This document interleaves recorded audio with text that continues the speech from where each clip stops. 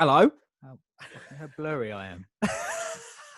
It's your beard, Pete. Makeup. It's bit.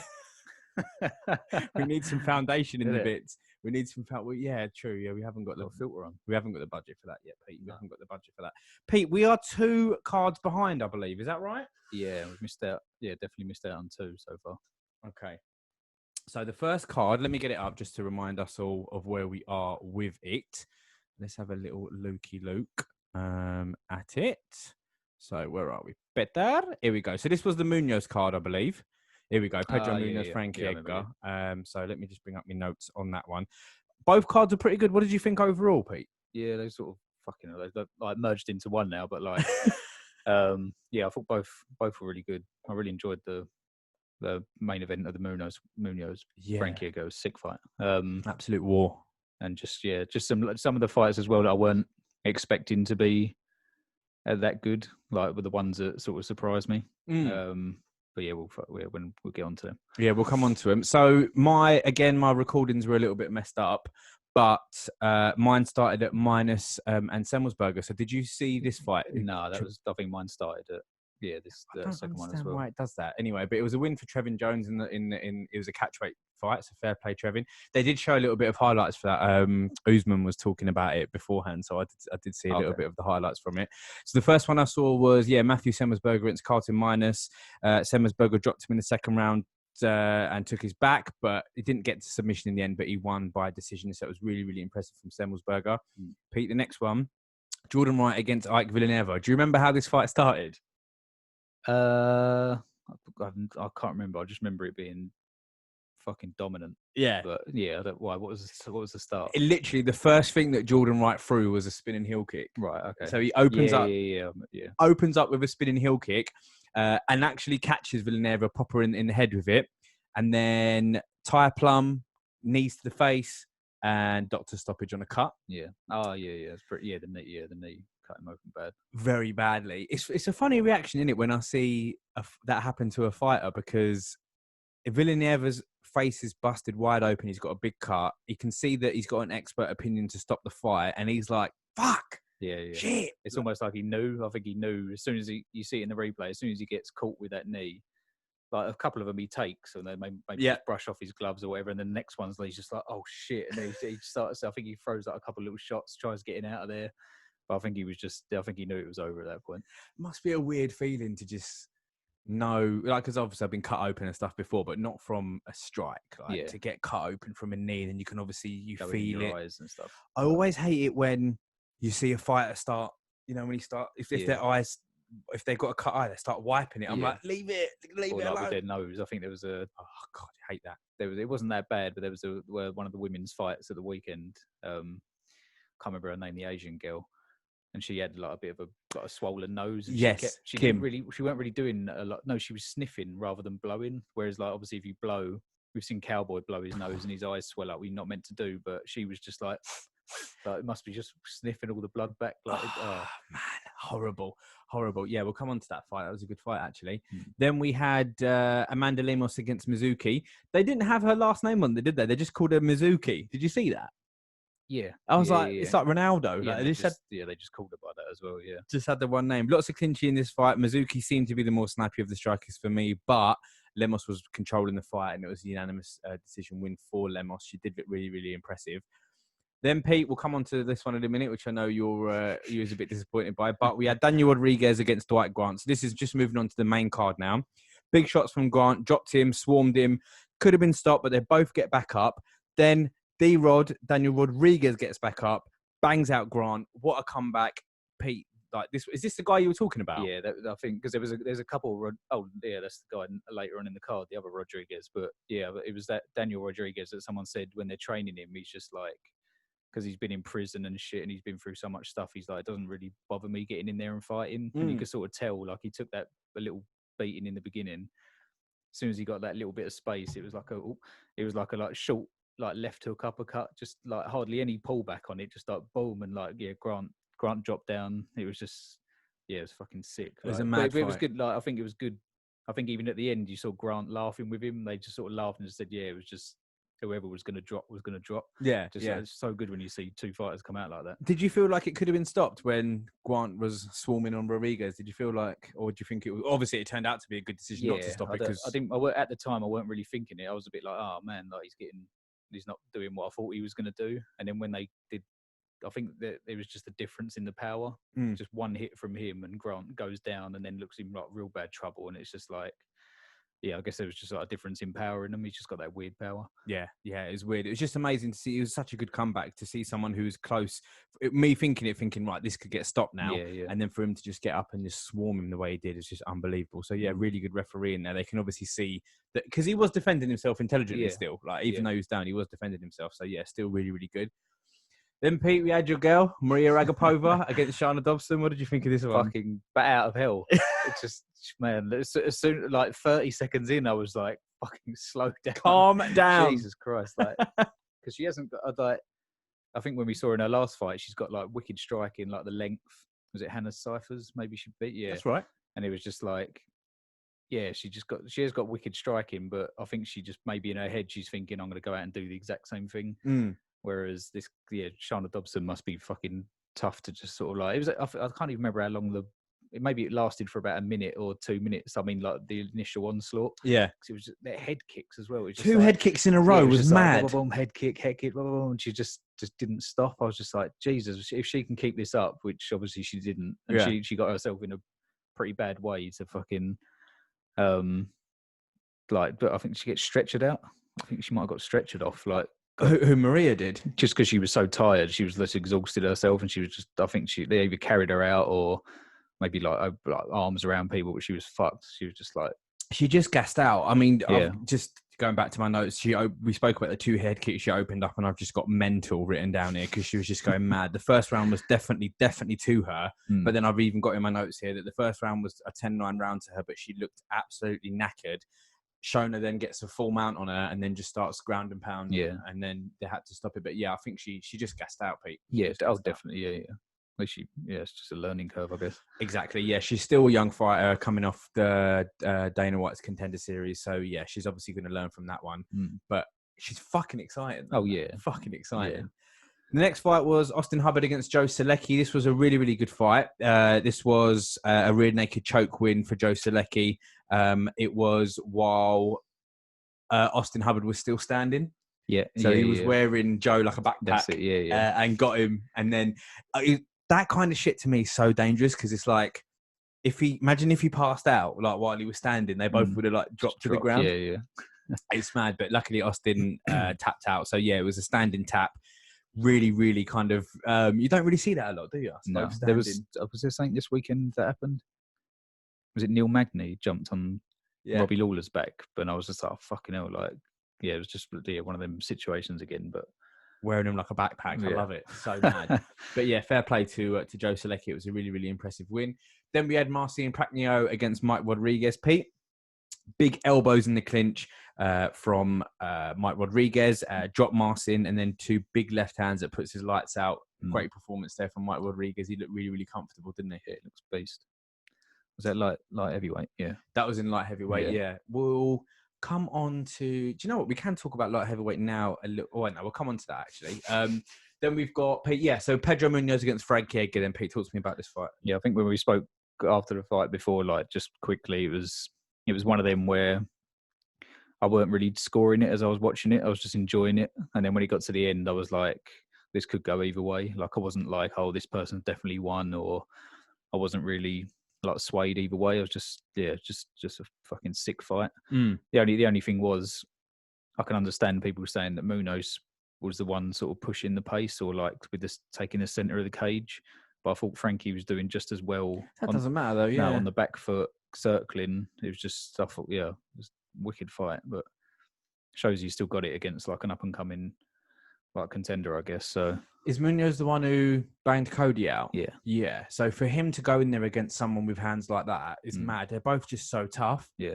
Like when you've got two fighters like that, they're just so tough. It's just mad. But I was really happy for Frankie, obviously. You know, it's one of those things where you want to see the veteran win a little bit, but then you get a little bit disappointed for Munoz. But it's a split decision win. Like it's one of those fights, and we'll come on to another one of those fights in a minute, where I'm going to talk about another fighter in a minute as well. But I feel like you get these fights where a fighter loses, yeah, but I don't feel like their stock goes down. No, like, yeah, because it's that sort of fight, and it's against Frankie Edgar as well. It's not like they could have a rematch and he could beat him. Like, do you know what I mean? It's not Exactly. It's not like, oh, you're never going to beat this guy. But yeah, I think both of them could have exciting fights. I think Frankie's already called out Cruz, isn't it?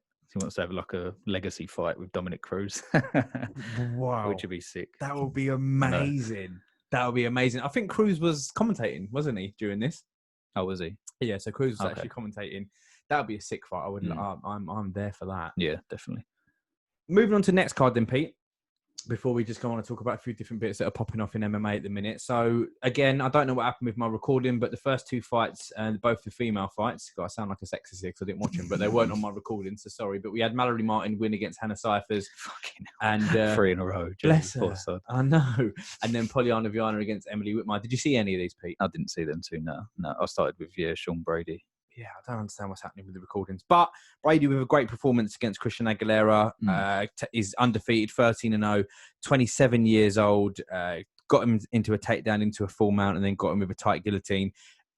Sean Brady is a teammate of Felder, and then you could see when he started locking the guillotine in, Felder was like, it's over, it's over. Yeah, he was saying before, because I hadn't really heard of him before. I've obviously seen Aguilera, and maybe he was on Fight Island, and he looked really good.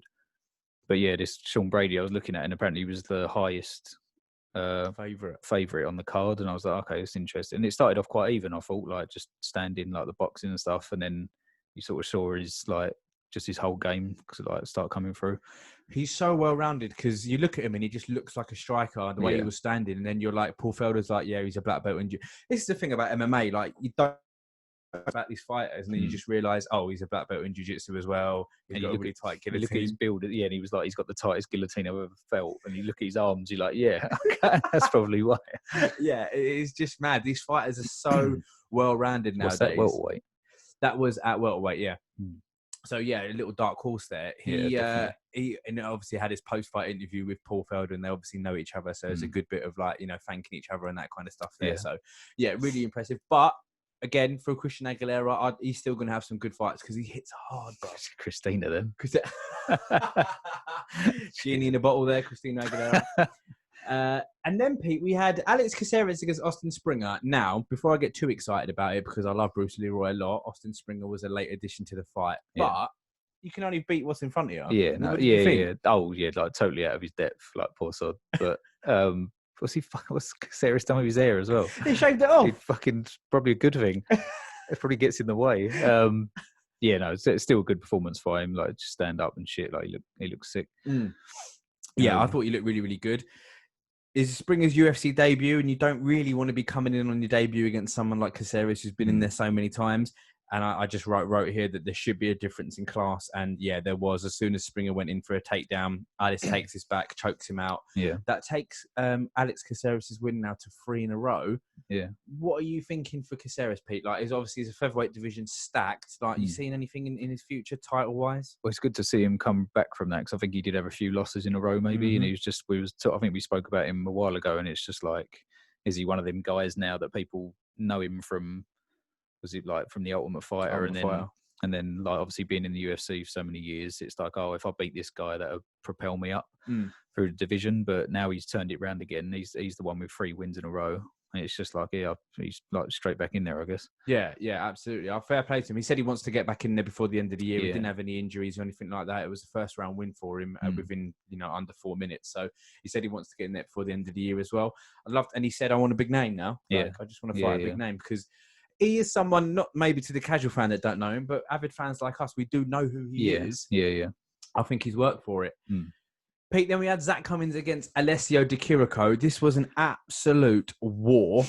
The commentators were saying that Zach's never been wobbled in a fight. And then he got wobbled a little bit. Yeah, that's exactly. But they didn't really say it. They were just like, oh, he took a shot there, and that's exactly what I've got written down here. Keep him with that stat. Commentators saying that Zach's never been wobbled, but taking some mad shots. This was a fight as well, so we'll talk about the fight, but I just wanted there was a little subtext I wanted to talk about. But Zach Cummins got the decision, last second head kick. Yeah, it was sick. I was really happy for him as well. Like, especially just the way the fight was going. I weren't too sure how it was going. Yeah. And then he sort of turned it on a little bit. Like his corner was giving him some really good advice. Yeah. And it's just just that last say. I don't.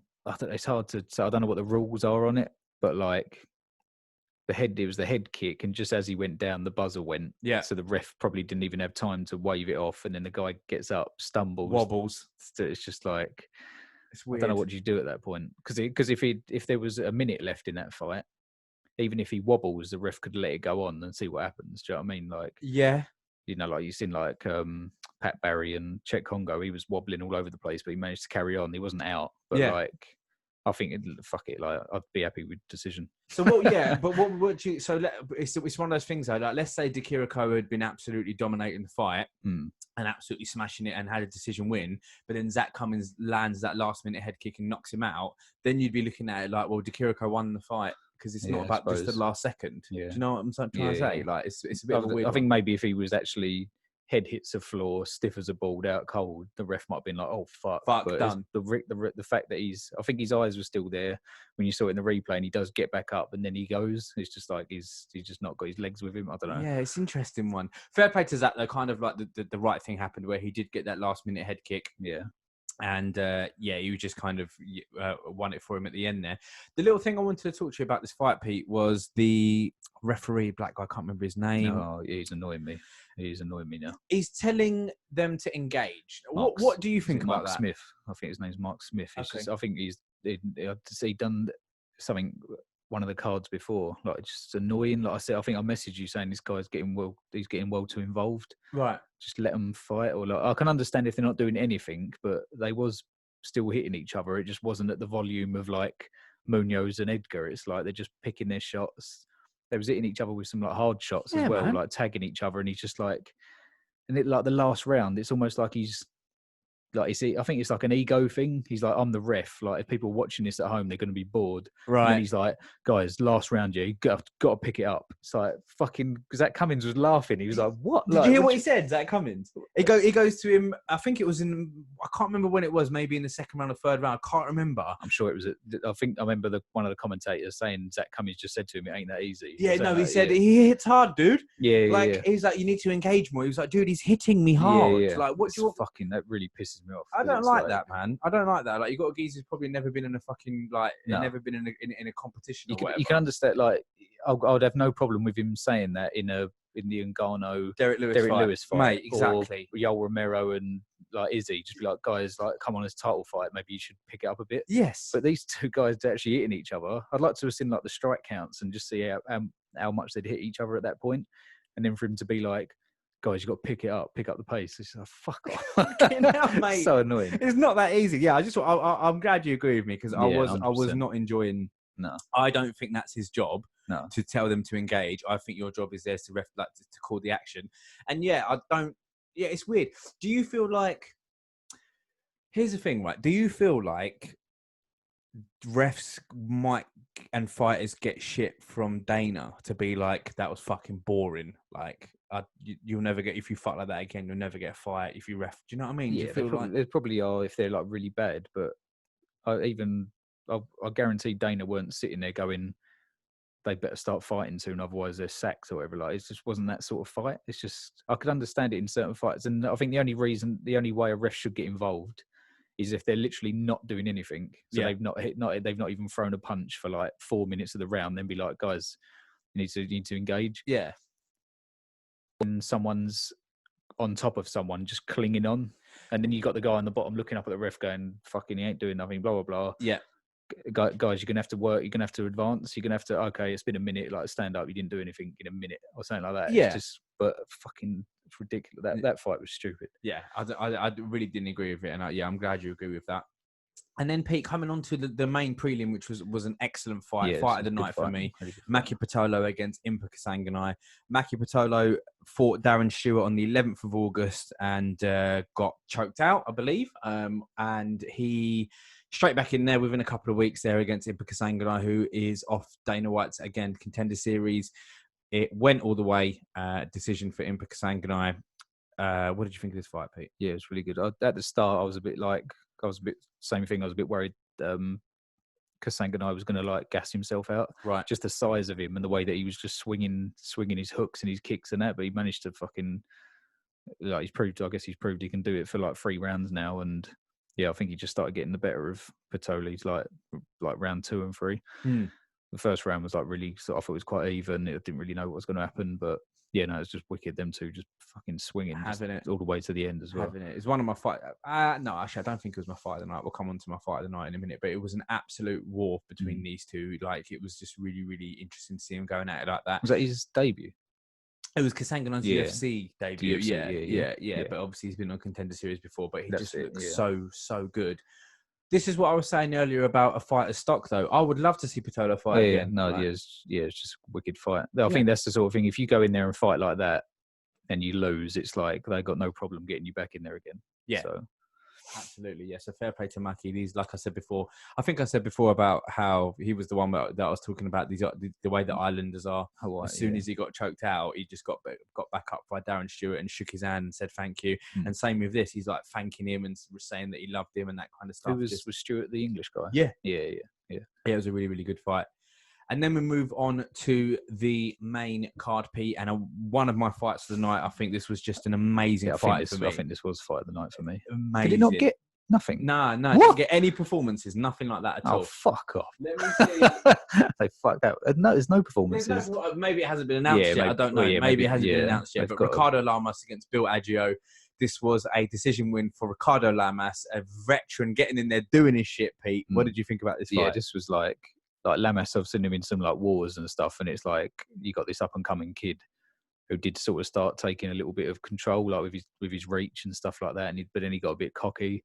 Yeah, that's why I think halfway through the fight, because I'm not a big Lamas fan. I don't really care either way about these two, but it was a good fight. I was enjoying it, and then when what's his name? Aggio. Bill Aggio, yeah. Yeah, when Aggio started doing the fucking look away, like every time Lamas missed by a little bit, and he's like, oh, where did that shot go? And then I was like, oh, come on, man. Like, you're doing that a bit too much. Against a veteran. And then he started getting tagged. And I was like, oh, this fucking good Lamas. And then Lamas did it as well. He did it back to him. Yeah, he done it back to him. He just like, then they sort of had a little moment when they laughed. And then I was enjoying it after that. And it was just the fucking mad scrambles and shit as well. They weren't just a stand-up war. It was just like on the floor was wicked as well. Yeah, great transitions as well. Bill landed a ridiculous stepping knee. Is it a knee or a front kick? I didn't see the replay. Massive knee. So look, like Lamas is coming in. Yeah, I saw his head go back, and they said they couldn't see it from the ankle. Incredible. Yeah, absolutely incredible for him to take a knee to one of the hardest parts of your body. I think the hardest part of your body is the elbow, and the second is the knee. So you're taking, and you've got the strength of your arm compared to the strength of your leg. The full force of someone's knee to your actual face. Obviously it rocked him, but for him to come back and fight the way he did, absolutely unbelievable. It was such a war. And fair play to Aggio as well. I think it was his UFC debut. Like coming in there against an absolute veteran like Lamas, unbelievable. And Lamas, mate, 39 years old, 38 years old. Still doing the damn thing. I think he spoke about maybe talking to his family and stuff like. Yes. But after that, you could argue that he's got a couple more in him, I guess. But it's whatever he wants to do. Yeah, his post-fight, he was talking about how he's thinking about hanging up the gloves, but he'll have a conversation with his family about it, and it's fair enough. And he spoke a little bit in Spanish as well about the Cubans and that kind of stuff as well. So it's obviously a fighter with a message and just really, really impressive, like really good. Do you ever get? I'm not laughing at that. Do you ever get? I get really so like fucking cringy when. Not like it was wicked what he was saying and that, and after he I know exactly what you're going to say. Like the time, because obviously, so long. Was it Anik? Yeah, Anik. No, it was interviewing him. Yeah, it was Felder. Oh, was it? Yeah. So you've probably got a producer in your ear going, "Yeah, we need to hurry this up. The girl's ready to come out." Blah blah blah. And he's probably just waiting, and it's just going. I was sitting there like this. I was like, come on. yeah. But do you know what? And do you know what? It's so funny you say that because I get a bit like that as well, but. Then I was kind of like you say, your stress levels are getting higher. But then I got brought back down a bit because he went on not a rant, but he spoke ages in Spanish, and I was thinking the same thing, thinking they're probably thinking, oh fuck. But then Felder went, oh, can you just give us a quick... what was that? Yeah, can you give us a quick rundown? So I was thinking, if he was stretched for time, he wouldn't have done that. That's true. I reckon someone like Felder and that as well, they're probably like, oh, fuck off, like I'm going to let them talk. Yeah, because it is. I mean, they've just trained for 10, 12 weeks. Put their fucking life on the line, let them have their little say, let them have their say at the end. And you know what? When So funny. When I get a bit like that when it's got to be translated. Yeah, you know, when it's got to be and there's a translator. Now it's good now because they have someone in their ear while they're talking, so you can't actually see the translator. They're just talking. But you know, before when they're in the cage, a Rogan's got to like say something to him in English, then it goes to the guy, and it's like keep it short. I know, keep it short. But then sometimes they go on and on and on. It's just like I don't know, whatever language they're talking. And then it goes back to the translator and he's like, good fight. Yes, he was very happy with this fight and he hopes to call out someone next. It's just like, he said more than that. Tell me what he said. Tell me what you don't know what you're doing. So funny. Oh, I love the little intricacies like that.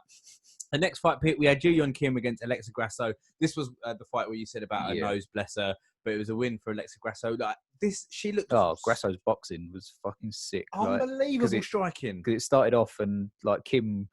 I've straight from the first few exchanges, I was like, "Oh, this Kim looks so calm and like straight punches with like." The commentators even said her expression won't change. Yeah, no, even when she gets hit, which she didn't, like the whole fight, she was just sniffing. But then when that Grasso was just fucking. I swear some of her boxing like better than some of the men's. Bro, she landed 2 Superman punches in a row. She landed she threw 2 Superman punches in a row, and they both landed. I was like, this is unbelievable. And she was just going for it. It wasn't like she didn't have no power and she was just tapping her. It was like she was putting everything into her shots as well. And I think that she. So I can't remember. One of them was ranked and one of them wasn't. I think Kim was ranked and Grasso wasn't. I think Kim was ranked at 14 from memory. Grasso was definitely like the sort of newcomer. Yeah, absolutely. I was going to ask you as well, actually, just going back to the Daniel Rodriguez fight, where he was the biggest favourite on the card. What does it mean? Do you understand the odds when they say he's a minus 420 favourite? No, I swear when it's like minus 100. Fuck, I don't even know how it works. It's weird. Like, why don't they just say like 10 to 1? I know. It's like, I don't get it. I don't fucking get it. They probably don't know what 10 to 1 is and all that. They fucking probably ain't got a clue about that. But why is it that we speak the same fucking language, but we do stuff so differently? It's so weird. Like, I know. It's so he was like, he's a minus 420 favourite. I was like, no. So what does that mean? You win $420, or if you put what if you put what on though? Yeah, that's what I don't. It's weird. I thought you might know, but yeah, no, she looked amazing. So fair play to Alexa, and she did come out in the in the post fight interview as well. Again, she said her bit in Spanish as well, but she was just saying how she felt really comfortable, had a great camp. She just looked really impressive, Pete. Yeah, it was a good performance. Do you know what? With this card as well, I'll be honest, like we did miss a Strike Force last week as well. Sorry to all our fans. It was the first one we missed in a while. And I've been just been really busy. So it's one of those things where I knew the fight card was on, didn't know it was fighting. So I just put it on, didn't know it was fighting. And it was like, oh, next up, Robbie Lawler, Neil Magny. Yeah, I know. It's like, I got, this is probably the one I was most excited for. And I wouldn't say it weren't a letdown. I just wanted a bit more of a fight. But it was weird. I was going to say this to you as well. Like, I thought this during the fight and after it. People that don't ever meet until like maybe the end of their careers, or they've just gone different paths, or someone gets beat, so they drop down. Robbie or Lawler obviously fought for the championship and stuff. Do you look at that like Neil Magny's performance? And I don't think Robbie Lawler's passed it because Neil Magny's been there for fucking years as well. I get what you're saying. But do you think like if they'd have met earlier on, Neil would have done the exact same thing? Like you don't really know these people. Like, if they'd have just got hold of that person early in their career, would he have been able to just manhandle? His like grappling was just fucking far superior. And it's not like Robbie can't grapple, but we love seeing him in like striking wars and stuff. But I've started thinking that a bit more now. Like someone that's maybe got to the top because they've beaten certain people, or just had wars against strikers and that. And now Neil Magny ain't going to fucking stand in there and just trade with him. Otherwise he might get knocked out. So he just like perfect fucking game plan. Grappling was better, just like was controlling the pace. And just Lawler literally like his corner were just telling him like, what are you doing? You've got to do something. You're just not firing at this guy. And it's probably like, well, I can't because everything's throwing me off, or I can't get hold of him. I can't get near him. Again, this is not to take anything away from Neil Magny at all. What a performance. And he's been on a mad run recently, and he's really, really coming into his own. But just to kind of expand on what you're saying, Robbie Lawler the 30th of August 2020 is not Robbie Lawler who No. had hair, or Robbie Lawler who was fighting for the title. So I do get that, but to get that win over him at this stage in his career is still impressive because it's still Robbie Lawler at the end of the day. But when you look at Lawler against Askren, you look at him against Neil Magny, you know, he's not in his prime anymore. No. And they might even be the same sort of age, but your fighting age and your age is very different. Yeah. So I just feel like I get completely what you're saying. Like Robbie Lawler in his prime and Neil Magny in his prime, but fighting's not like that. You know, I understand that it's not like that. But no, well, on any given night, it could have been different. Like if there's a crowd there, it might have been different, or if he just one little shot could have changed things. But like, yeah, I don't know. It's just I was just maybe meaning more in like styles and like knowing how to beat someone. You know, obviously, like fucking McGregor could be, but it's like no matter how much I want to wish it, like they fight 100 times. This is even me being optimistic. Like McGregor might win fucking 5 times, 10 times if he catches him with one shot. Do you know what I mean? Because he's just got his number like every single time. Yeah. But maybe Robbie Lawler just weren't expecting it. He was maybe because Neil Magny I think of as a striker. Same. Like, which is why maybe it surprised him that he was just like, and he was just looked so strong, just holding on to him as well. Yeah, like, absolutely mad. He was when you see him both in there again. Yeah, you look at it and I was like, oh, Magny be using his range here, using his kicks, keeping it distance, using his reach, blah blah blah, because he's such a long fighter. He was closing the instead, distance. he's straight in his face. Yeah, just like unbelievable. Yeah, who knows? And the thing about it as well, you don't know what's happening. Robbie Lawler could have, you don't know what's happened. It's like Joey Diaz says, you know, you don't know what a police officer's going through in that day, and you don't know what fighters have gone through in that day. There's just so many different combinations from it for stuff that could be affecting him. Yeah, but it's interesting for like, Magny's on an upward trend now. Let's talk about Lawler then, bruv. Like, what's in his future? What do you think? We're like halfway through this fight, because it was going the way it was, and I was like, oh, I can see how it's just going to end. Like, it's just going to be the same thing. He's not, unless he catches him with some miracle shot, which it doesn't happen sometimes in UFC, but not when you want it to. I was thinking, I'm gutted. Fucking Cowboy's got to fight. I would have loved to have seen Cowboy Lawler. It would have been sick. But instead, he's fighting fucking monster in Nico Price. Yeah. But like, I don't know. Yeah, it's interesting. It is interesting. I still want to see Lawler fight. I'd still think he's got some miles left in him, but he's come up against someone who's just. And do you know why I like this fight as well? Is because they're both like above each other in the ranking, and UFC don't fuck around the way boxing does. Where it's like if you've got the top 10 fighters of boxers, 9 fight 10, 8 fight 7, 6 fight 5. Fucking, that's the way you're supposed to do it, and that's the way that UFC do it. Really, really, I do like the way they do that. And obviously now they're just swap positions in the rankings, but. It really, I was really impressed with Neil Magny, bruv, and I have been for the last few fights he's had. He's just definitely, absolutely incredible performance. So fair play. Then Pete, we come on to the main event. Now, am I a little bit suspect in my thing where I'm giving it the big in about having a big, saying that I'm a really big MMA fan and watching a lot? Am I a bit suspect to say that I don't really remember too many of Rakic's fights? The only one I remember was I think they must have showed it in the highlights, was the Jimmy Manuwa head kick. He fucked him up. Yeah, it was just coming like fake to combo and just bang like that. And I think I remember watching that, and I was like, who's this Rakic guy? Like, Manuwa's a beast. Like, fucking knock him out. Yeah. And then that happened. I was like, Jesus Christ. Like, but you sort of saw that again in this fight. He didn't throw that many punches, but his kicks I think his kicks were what won him the fight. Yeah, no, he just looked really, really good. He's coming off a loss actually to Özdemir. That's why it was like a bit okay. So he's coming off a loss, but before that, he's beat Jimmy Manuwa, and then some of the fights as well. Like he's beat Devin Clark, Justin Ledet, Barroso. So there's no real kind of really big names, is it? So you probably wouldn't know him that. Yeah, but like, I think I don't know. But then same thing with Robbie Lawler. Like, what was up with Anthony Smith? The same thing. It was like, I don't know whether the leg kicks just shocked him and he weren't ready for that, but like just the power difference. Like Rakic, when he was hitting him with leg kicks, it was like you could tell they were just fucking hurting. Yeah. And Anthony Smith he just looked a bit bewildered. And then I think I told you, like, talking about being an MMA fan, I don't usually do this, but I've run it forward. Okay. As soon as because I think he was trying to grapple with him the first time, and fair play, I think he fell, or Rakic might have tripped him and ended up on top. Right. And then the next round, there was a bit where they had an exchange, and Rakic ended up against the cage, and I was like, "Oh, go on, Smith! Like you sort of getting somewhere here."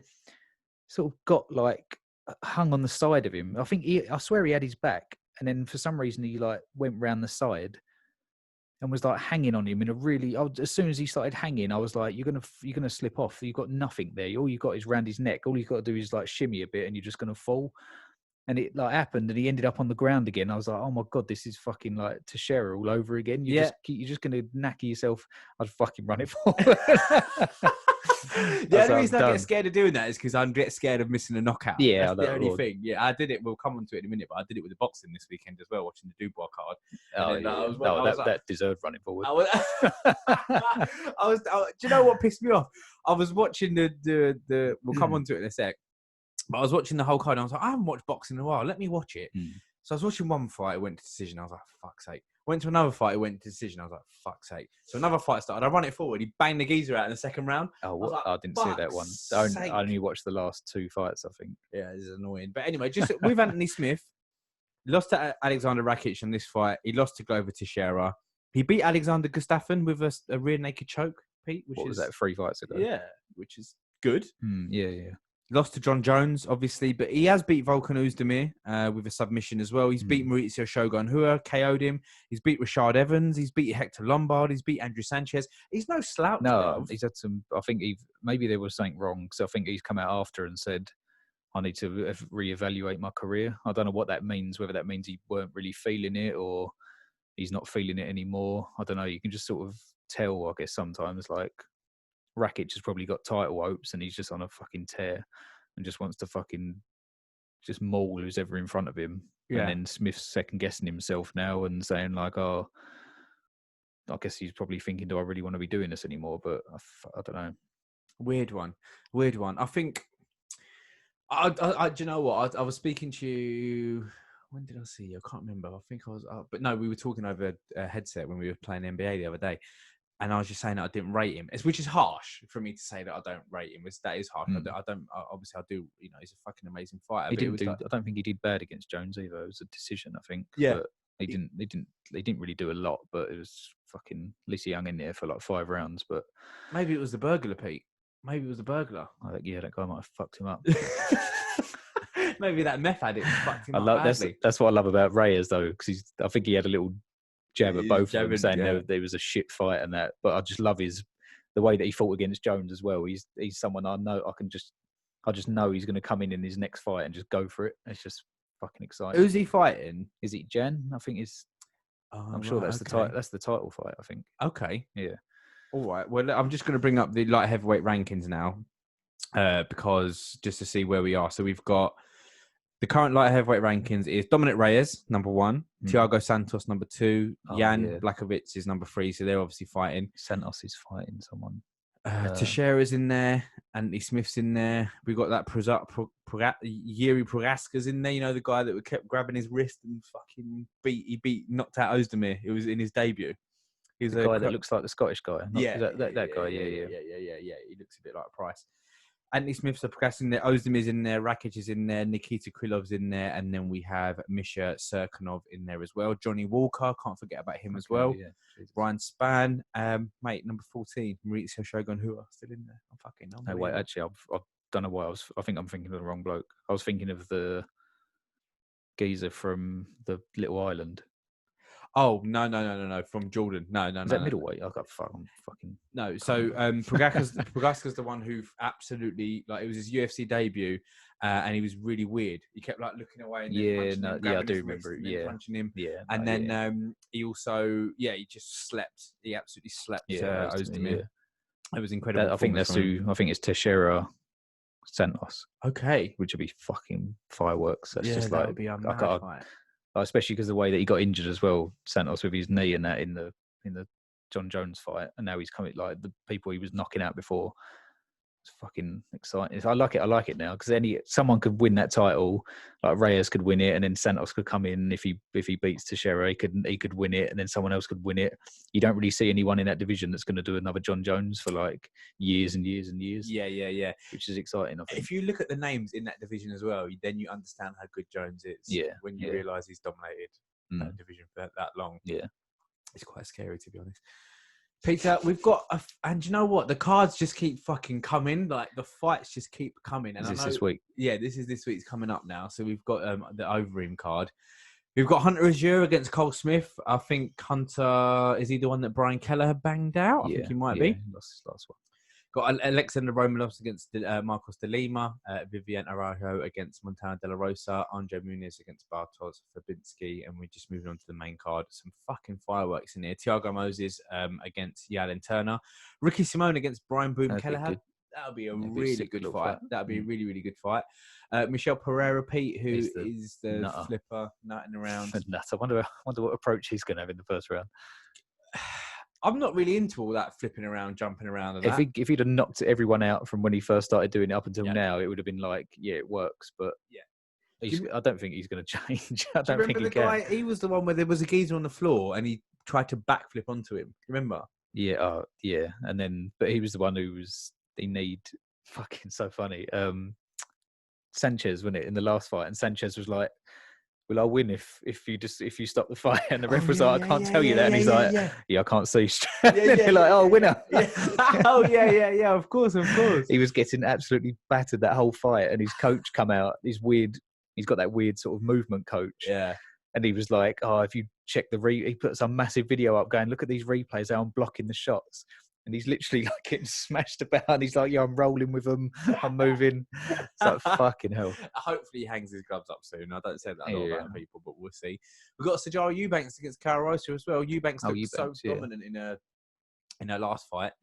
And then, Pete, we've got Alistair Overeem against the Brazilian Augusto Sakai. Overeem still doing the damn thing. Still ranked at, let me read that, number 6. Fucking hell. Unbelievable. What's Sakai ranked? Yeah, he's number 9. Okay. Well, I can't remember. What was his last fight? Let's have a look. He's put in some good performances. He did have a good knockout in his last fight. I can't remember who it was against. Let's just bring that up. But it's just mad the way these fights, they just keep coming. They just keep coming. That's what I mean. At first, I didn't know whether I liked it or not. I think I did actually get a bit burnt out by it. Like, this was like a couple of years ago when I sort of stopped. I didn't stop watching it, but I just got interested in other things. I was getting home late and just been like, "Oh, I didn't tape it, but I don't really care." Yeah. And it was like, someone was like, "Oh, there's too many events." Like boxing, you get like a big event come around every few months or something. But then you don't really get that with this. It's just, there's still good cards. Like, I think this weekend's card, the lower fights were better than the two main fights. Do you know what I mean? It's like, why wasn't it fucking 5 rounds? Good question. I don't understand. I don't get it. Yeah, like heavyweight main event, it said, but it said it was 3 rounds. I don't get it. Unless it was short notice, but I don't think it was. Do you think main event? I think the only 5-round fight should be title fights. That's what I think. Sometimes, but then sometimes when a main event's that isn't a title fight is that good, like Gaethje, Ferguson, yeah. If that was, but then it could have been more exciting 3 rounds. But I don't know. I think it's worth. Like, if you look at it as that sort of fight, I think that was worth being 5 rounds. Right. Just because it makes it a bit more like you build up through the prelims, through the next ones, and it's like, oh, you got the main event now, it's 5 rounds. Yeah. But I do understand, like, title fight special. What do you think about the argument of, if a fight's a fight, it should be fight, no rounds, you just fight? Like UFC 1, 2, 3, 4, there was no time. Timer. It was just, you fight, there you go, right, let's fight. Yeah, I suppose. But then you could get a Derek Lewis and Garno fight. It's like 4 hours later. Yeah, it's all true. Yeah. And then they give a big fucking speech at the end. I just want to say something in a different language. Like, fuck. Yeah, true. Yeah, I've been here an hour. So that's really, really exciting. Now that's the Overeem against Augusto Sakai. I'm really, really excited to see that. With Sakai then, Pete, he's beat, he's on a 1, 2, 3, 4, 5, 6 fight win streak. He beat Blagoy Ivanov. That was it. Yeah. With a decision. Was it? What, that last one? This is his last fight against Ivanov, yeah. He's also fought Marcin Tybura, knocked him out. He's also beat Andrei Arlovski as well, and he's also knocked out Chase Sherman as well. And his last fight before that was on the Dana White Contender Series. So this is his 5th fight in the UFC, and he's coming up against Overeem. What do you reckon to this one? I just remember, I can't, like, I sort of remember him fighting. He seems quite slow, sort of takes his time, picks his shots. He doesn't just bowl in there, which you shouldn't really do against Overeem anyway. But no, definitely not. It'd be interesting if he can pull it off. Overeem needs a win here, would you say? Or did he lose his last fight? He got banged by Rosenstruik, didn't he? Was that his last one? I thought he had one after that, didn't he? Let's bring up Overeem's card as well. The thing about Overeem is just like he's just been there so like. Didn't he get like a sort of? Let's have a look at his last one. So I remember. I think he might have done, yeah. So I remember he did. He was actually doing really well against Rosenstruik. Yeah. He's probably going to win that fight. Yeah. But yeah, no, he has had one since then, hasn't he? Oh, I think he has actually won. He come back and we were like, look at his lip. Like, yeah. Walt Harris he beat. That was it. Yeah, he beat Walt Harris because we were upset for Walt, weren't we? Yeah. So yeah, he did look really, really good. He knocked him out of TKO from punches. He lost to Rosenstruik before that, but then he beat Alexei Olenek and he beat Sergei Pavlovich. He lost to Curtis Blades, obviously lost to Ngannou as well when he got absolutely done. But he's beat Verdum and Mark Hunt. He's one of the greats over him. Like, he's just up there. He doesn't seem like he's slowing down. Do you know what I mean? Like Walt Harris, I know he was going through some shit, but he's like an up and coming athlete. And did Walt Harris? Did he wobble him as well? Yeah, it was back and forth. It was back a little and forth, bit, but then he done him in the end. He done done well. So yeah, no, be interesting. Really excited. So good for this one. It's more the little undercards that I'm looking forward to seeing. That one there, the fucking Ricky Simone, Brian Keller, that'd be sick. Featherweight division absolutely stacked at the minute, so we'll see that. And maybe the winner of that one might get Caceres. Who knows? I'd be interested to see that. These are the kind of fights we're looking to see now. And yeah, I'm loving doing the podcast, bro, because it get like. Then we'll reconvene after that one. Like if I was just watching this now and it was like Brian Keller, who was that? But now I know. I was like that. Yeah, when we first started doing these, I weren't really sure about all these newcomers and stuff. There seems to be loads, like especially people that are coming in and just taking it in their first fight. They're like, fuck it, I'll get a chance to be on telly, Fight Island, and there's all these newcomers that are coming in. It's like, fuck it, who's the skinny black guy he looks like Izzy, and he's. Do you remember he knocked someone out in his first fight on Fight Island? He was like, I want to come back. And then he came back in a different weight class. Yeah, and he come back again. And he beat the other guy that they had a really good scrap, and it was just that straight right hand, wasn't it? That fucking pinpoint right hand. Yeah. Mad. Oh, he kept getting kicked in the balls. He's like, I want some kids someday. Oh yeah. It'd be good for us to remember everybody's names, but it's difficult. It's difficult, but we'll recognise them when we see him anyway. So yeah, really excited for this week's. And then just to finish off, Pete, did you catch the boxing? But yeah, Dubois. Did you watch it? What did you think?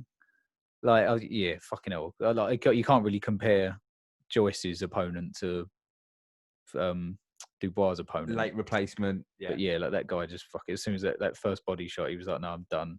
I'm so interested though, because did you see Joe Joyce come in on the telly? No. He's so dumb, but it's fucking hilarious. Because he's like, obviously they had him, and there was a bit of time delay. So you got the promoter and there was someone with him. David Hay, yeah. He's like, hello, Joe. Hello, like, glad you could join us from home. So Joe, and he went to go and talk about the question, and Joe Joyce like, all right, guys, how is everyone? All right. And then they asked him something else. He's like, you're all right, yeah. And he's just like, it's just the way he talks. He's like, yeah, I really can't wait to get in there with Dubois and test our skills against each other, and just, I reckon I could beat him, and he's a good fighter, but I reckon I've got enough. And I think he said as well, he's like, I've got to watch out for his jab. And he was like, I know I'm going to eat a few because that's what I always do. I just eat shots. So he's just like laughing and that. But seeing Dubois is fucking massive, isn't he? Massive. I walked past him because he goes snap in Greenwich. Right. Like the general manager in there now, like does his strength and conditioning. And like, yeah, I've seen him in there training. I've walked past him like through the little corridor. Like, I've let him pass. I'm just like, fucking hell, just looking up to him to see shot. But then Joe Joyce is fucking massive as well. But that's gonna be that's one I've been looking forward to for ages. It's exciting. It is exciting. Yeah. I think if he gets past first, if Joe Joyce can get through the first 2 or 3 rounds and just keep peppering him, then it could be interesting. Yeah. But one thing that I took away from boxing was the fact that he knocked the geezer down 4 times and the fight was just carrying on. Like, mate, fucking stop. If you're getting knocked down 3 times in a round, you need to fuck off. From like most of it was body shots as well, and it's just like horrible, it doesn't really want to. People complain about your MMA. It's so violent. It's so violent. No, you've had. I don't know when they changed the ruling, because it used to be like 3 knockdowns. 3 knockdowns is done. Yeah. But then there have been some. I've saw there's been some old wicked fights on HBO where there's been like 3 knockdowns and someone's got back up and. Yeah, but this weren't going to be one of those. Have you seen the Corrales fight when he keeps spitting his gum shield out? He's sort of cheating a little bit. And then he goes back to his corner, and they put the gum shield in for like the second or third time. And his corner man, I can't remember his name, Joe Goosen. He's like a white guy. He's like wears like a Hawaiian shirt. It's fucking hilarious. He's like, you got to fucking get inside. I'm in him now. And he's like, all right, fucking. He turns back round, pop like a little combo, and he drops the other guy, and everyone's like, oh shit, like it's fucking all that era of boxing was fucking red hot. Unbelievable. And now it's a bit like you got to wait like fucking 2 years for a good fight to come along. It's like, it's boring. Fury was there in the studio talking about how he's fighting AJ. Yeah, well, that's what I think. They're saying if the Wilder fight's not happening, because obviously with like America and stuff, then they want the AJ one to happen, but they can't get nothing sorted. I think he even looked at Frank Warren. He was like, "You need to fucking get something sorted." Yeah. Like, all right. But they probably want to, probably thinking we can do a sell out Wembley and get tickets. Yeah, you know what I mean? I do understand it, but you'll get the box office buys. Yeah, and I love. That's why I love what the UFC's done, because they've just gone fuck it, no fans, doesn't matter. Yes, because you still. I know fans want it, but how many people can go to that fight anyway? It's not like I wouldn't be going to the fight. Like, I prefer watching them on telly anyway. Exactly. But like the UFC's just gone, well, all the fans are fucking stuck at home. COVID's going on. They want entertaining. Let's just fucking carry on with no fans. Let's do Whereas it. boxing's like, no, we're going to wait because we're better. And it's like, we want a 80,000 stadium. Fuck off. I know it is a bit jarring, but it was my only takeaway from it. I watched like I said, a lot of the fights on the card. There were some good fighters and stuff like that. But number one, boring. Boxing does bore me a little bit now because I'm watching so much UFC. I'm thinking kick him, but then also it's like, mate, if you've been knocked down 3 times, especially from body shots, that he ain't gonna do anything. And even the commentator was like, is he gonna let him out into the second round? Even the corner should be like, fuck off. It was a bit annoying, but hey ho, really, really exciting for this weekend, Pete. I'm sure we'll reconvene next week as well. We've got the basketball tomorrow, boy. See how we get on with that. And thank you very much for listening. We'll be back next week. Have you got any wicked whispers, Pete? I know you like to come through with those. Not seen nothing pop up really. No. Like heavyweight division, very, very exciting at the moment. Yeah, there's some good fight. I think there's not this. Maybe a couple of weekends time is the Korean Zombie and Ortega, which would be fucking. They had 2. That's what I saw. That was quite funny. They had 2 photos. It was like how times can change. And the first fight, they're sort of just at a sort of a weigh-ins or a face-off where their fight didn't happen, and they're sort of just like laughing and joking. Next one recently, I think they're just face to face, just like fucking, because they've been mugging each other off, and they. Yeah. It's building up now. It's building up. We've also got Izzy Costa coming up as well. We'll obviously preview that when it's a little bit closer as well. Did you hear what he said? Costa was like, you do know they've not been testing me in Brazil, right? Because he's been saying, he looks like he's on steroids. And obviously, just to wind him up, he was like, USADA haven't been out to Brazil where I've been tested me. Yeah, it could be on all sorts of things. He does look, if that's a natural body, he's not like unbelievable. When him and Romero were together, they didn't look that much like. It's not like he's fucking blah. He still looks lean, like his stomach and that, but he's just got massive arms and fucking animal. Yeah, I can't wait for that. We'll preview that properly because obviously there's a lot to talk about there. But let's leave it there because I don't want to go over the hour. We won't be able to post it up again, Pete. We're always rambling. Thank you very much for listening. We'll be back next week. Peter, thank you very much. Thank you. See you later.